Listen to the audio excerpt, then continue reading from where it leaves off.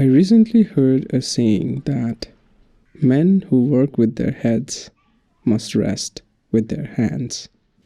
I heard this in several woodworking channels. I'm guilty of watching a little too much of woodworking channels on YouTube, so if you do too, then you know where I'm going with this.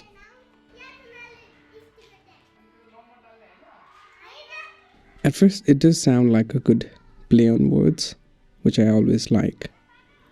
But if you think about it, there are a lot of activities that would fall into rest with hands category. You could clean your house and rest with hands.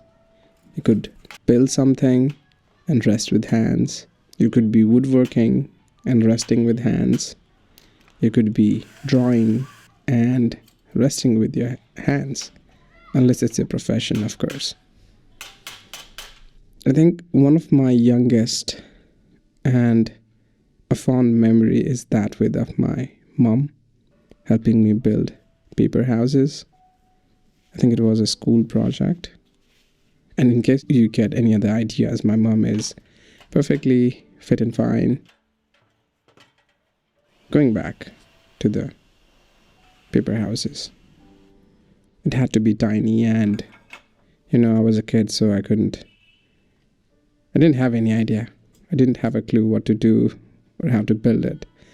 So she used to help me build my project, which does make me think that what kind of teachers give a small kid to craft something like that? I don't know. I'm not sure how young I was, but I do remember using cardboard-like papers that came inside soaps that are slightly thicker than regular paper compared to your notebooks. Yeah, I think I somehow connect those kind of activities whenever I hear this phrase.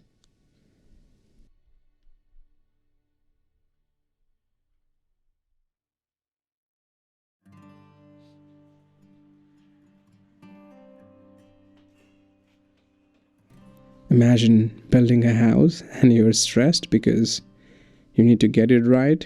Moreover, you're building a real house compared to a paper house, or you're building your very first house to live in, or you're contracted to build someone else's house in time, or something similar where stakes are high.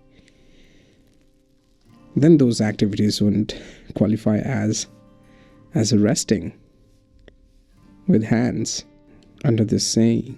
It must be fun and must have low stakes and must be physically engaging, that you need to move around, you need to do muscle movement.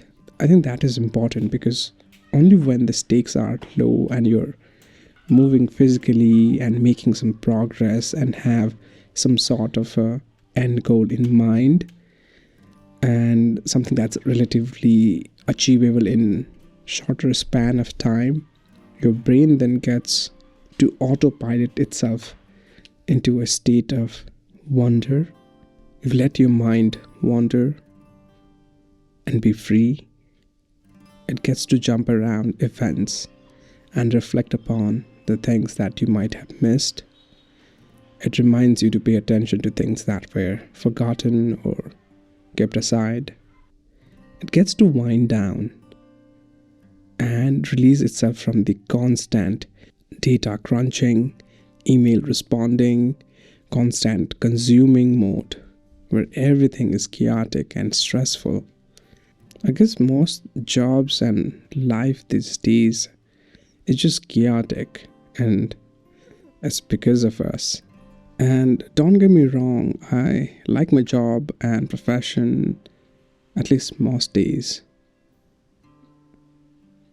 But the sheer lack of direction and vision and big picture thinking and the facade of a smile and politeness just gets me. First, it gets me sad.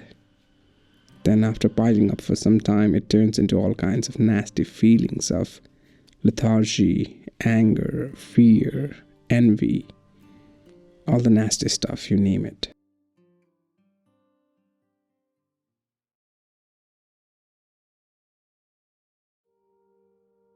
But as I age, Thankfully, I'm letting go of any obsessions of wanting everything to be perfect.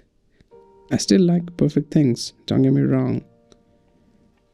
I respect that. I envy that and try to put myself in the perspective of the maker who makes those things and imagine the kind of sacrifices that they had to make in order to bring that perfection.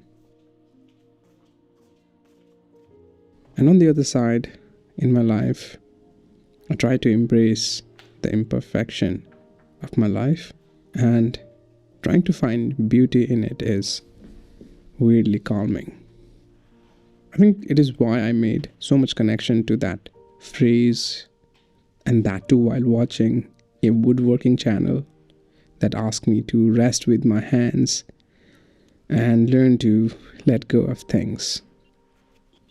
There is definitely some overlap.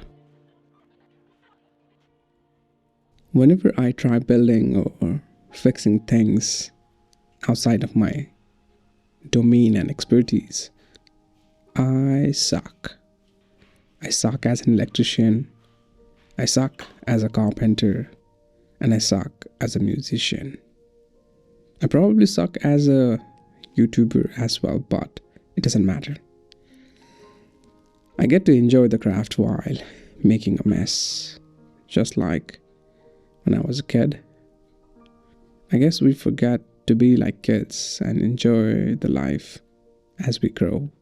And while kids should definitely learn to be wise like their adults, adults themselves should learn to enjoy life like kids.